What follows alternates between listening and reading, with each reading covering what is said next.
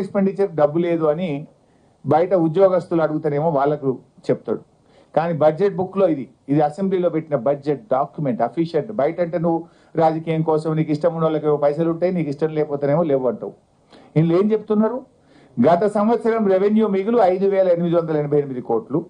ఈ సంవత్సరం ప్రవేశపెట్టిన బడ్జెట్ లో రెవెన్యూ మిగులు 2,738 కోట్ల మిగులు ఉంటుంది అని మీరు పెట్టిన బడ్జెట్ లో నుంచే నేను మాట్లాడుతున్నాను.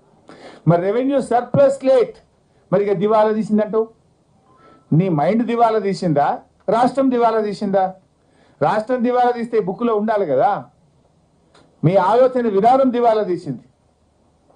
మీరు బురద జల్లే రాజకీయం వల్ల, దివాలా కోరు రాజకీయం వల్ల మీరు మాట్లాడుతున్నారు తప్ప నిజంగా రాష్ట్రం బాగుంది. బాధ కలిగే అంశం ఎక్సైజ్.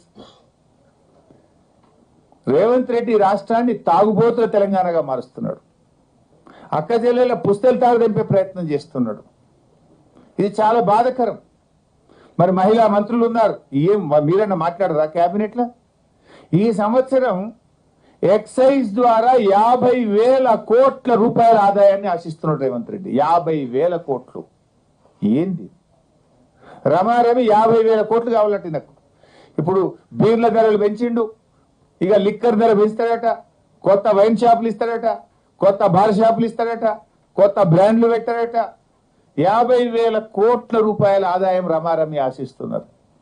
అంటే బీఆర్ఎస్ హయాం కంటే దాదాపు 12 నుంచి 15,000 కోట్లు ఇంకా ఎక్కువ ఆదాయాన్ని బడ్జెట్ లో ప్రతిపాదించారు.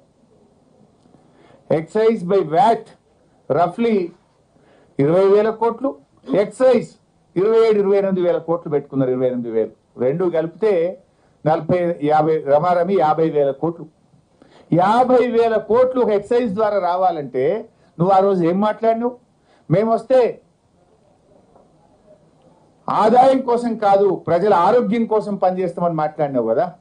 మరి ఈరోజు 50,000 కోట్లు ఎక్సైజ్ మీద ఆదాయం ఎట్లా తీసుకోవాలని బడ్జెట్ లో పెట్టినావు? పోయినసారి నేను అసెంబ్లీలో అడిగిన, మీరు చూసుంటారు, 7,000 కోట్లు ఎక్కువ పెట్టినావు అంటే లేలే మేము ధరలు పెంచము అన్నారు. ఏం జరిగింది? బీర్ల ధరలు పెంచిందా లేదా? ఇప్పుడు కొత్త బ్రాండ్లు, కొత్త బీర్లు, కొత్త బార్లు, ఇదే పనులు పెట్టినావు కదా. నువ్వు అన్ని పెంచుడే. అంటే దాదాపు ఈ బడ్జెట్ లో బీఆర్ఎస్ ప్రభుత్వ హయాము కంటే దాదాపు 14,000 కోట్లు ఎక్సైజ్ ద్వారా అదనపు ఆదాయాన్ని ప్రభుత్వం ఆశిస్తా ఉంది. అంటే ఈ రాష్ట్రాన్ని తాగుబోతుల తెలంగాణగా మారుస్తున్నారు. ఛార్జ్ మెమోలు ఇస్తున్నారు అధికారులకు. అరే నువ్వు తక్కువ అమ్మినావు మాల్, ఈ సంవత్సరం పోయేసారి కంటే నీ మాల్ అమ్మలేదు, తగ్గింది, నువ్వు ఎందుకు పెంచలే అని మెమోలు ఇస్తున్నారు. ఎక్స్ప్లెనేషన్ కాల్ఫర్ చేస్తున్నారు అధికారులకు. తాగుడు తగ్గించమంటారా, తాగుడు పెంచమంటారా, ఇంకేం చేయమంటారు? చిన్నపిల్లలకు కూడా దాయిపోయమంటారా, మహిళలకు కూడా దాయిపోయమంటారా? ఏం చేస్తావు? ఎట్లా పెరుగుతుంది 14,000 కోట్ల ఆదాయం? నేను అడుగుతా ఉన్నా. ఈసారి బడ్జెట్లో చాలా ఎక్కువగా ఎక్సైజ్ మీద ప్రతిపాదించడం జరిగింది. నాన్ ట్యాక్స్ రెవెన్యూ, భూముల అమ్మకం. అప్పుడేమో పెద్ద పెద్ద మాటలు మాట్లాడి, తాతలు ఇచ్చిన ఆస్తి, తండ్రులు ఇచ్చిన ఆస్తి రేపు బొందబెట్ట నీకు కావాలి, భూములు ఎట్లా అమ్ముతారు అన్నారు. పోయినసారి 2023-24లో 23,000 కోట్లు ఉంటాయి మా ప్రభుత్వంలో. ఈసారి నాన్ ట్యాక్స్ రెవెన్యూ 31,618 కోట్లు పెట్టారు. అంటే ఇంకిన్ని భూములు అమ్ముతావు అన్నట్టు. ఇప్పుడు ఆ గచ్చిబల్లిలో 400 ఎకరాలు అమ్మకానికి పెట్టిండు, ఇంకిన్ని పెట్టావు. 31,618 కోట్లను ఈరోజు నాన్ ట్యాక్స్ రెవెన్యూలో భాగంగా, భూముల అమ్మకంలో భాగంగా ప్రతిపాదించారు. అంటే మద్యం అమ్మకాలు పెంచుతావు, భూముల అమ్మకాన్ని పెంచుతావు. ఏం చేయదలుచుకున్నావు ఈ రాష్ట్రాన్ని నేను అడుగుతా ఉన్నా.